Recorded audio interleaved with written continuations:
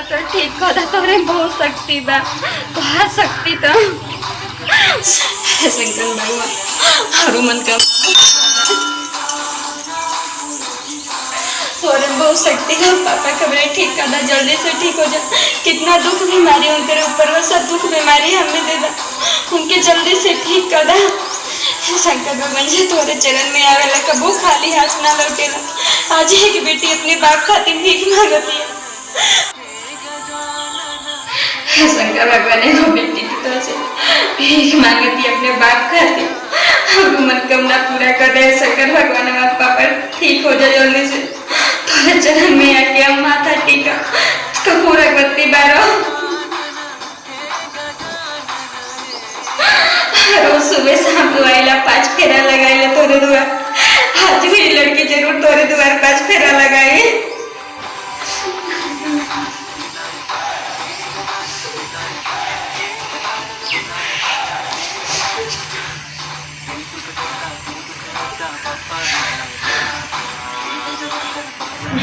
ओम नमः शिवाय, ओम नमः शिवाय, ओम नमः शिवाय, ओम नमः शिवाय, ओम नमः शिवाय।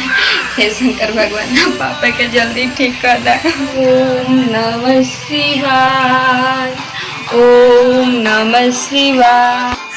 शंकर भगवान 5 फेरा तो पूरा हो गए, जल्दी हमारे पापा के ठीक कर दें।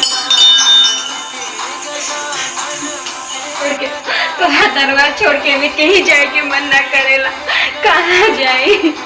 तेरे द्वारे तो क्यों बाना पापा बाटा के अस्पताल में बाटे गो भाई बा, तो बाप के देखा था, बाप के छोड़ के तुम थोड़े द्वार पे आईला भीख मांगे खाती ना। कहाँ जाए हमें कोई शरण दा, बाप के बिना घर थोड़ा सा भी अच्छा ना लगता, एक सुना लगता।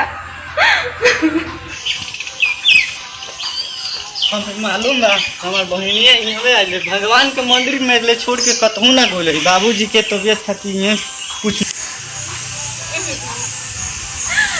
भोलेनाथ तो दरबार छोड़ के कहाँ जाए, कहीं जाए के मन ना करत।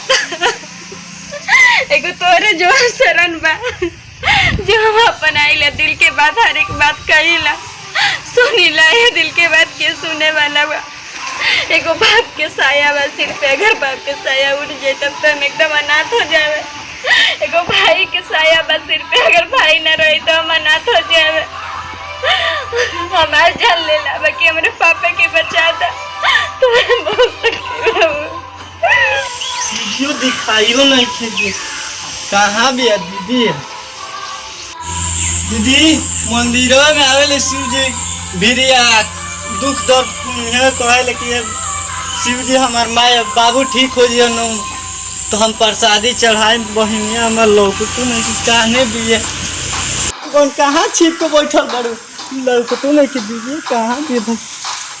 दीदी बाबूजी ठीक हो गए बाबा।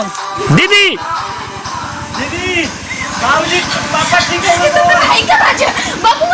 दीदी दीदी कहाँ बाड़ू तू? पापा ठीक हो गए। दीदी दीदी कहाँ बाड़ू? पापा ठीक हो गए। दीदी कहाँ बाड़ू?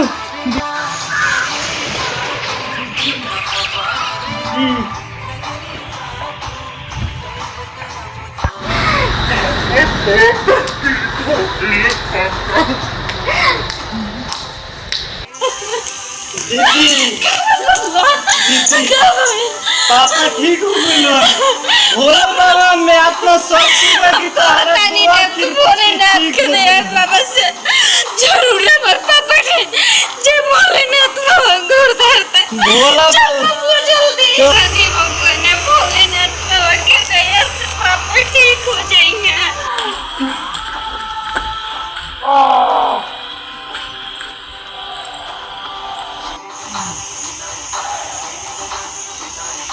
नमस्ते प्रणाम, हम भैया राहुल कुमार यादव। नमस्ते प्रणाम, हम काजल सिंह बोलत रहे। वो सब कैसे वीडियो देखनी, वीडियो से संदेश तरह वो सब दिखानी। केहू घर में कितना संकट आवेला, इंसान के कहीं अगर शरण ना मिलेला तो भगवान के मंदिर में मिलेला। देखनी के वो सब कैसे मेरे पापा के तबीयत खराब हो गई, हम भगवान के शरण में नहीं रोनी है भी करनी है। भगवान हमारा जरूर मनोकामना पूरा कइला। हम तरह रघु सबके अगर कहीं शरण ना मिली तो भगवान के मंदिर में शंकर जी के जरूर रघु सबके मनोकामना पूरा हो जाए।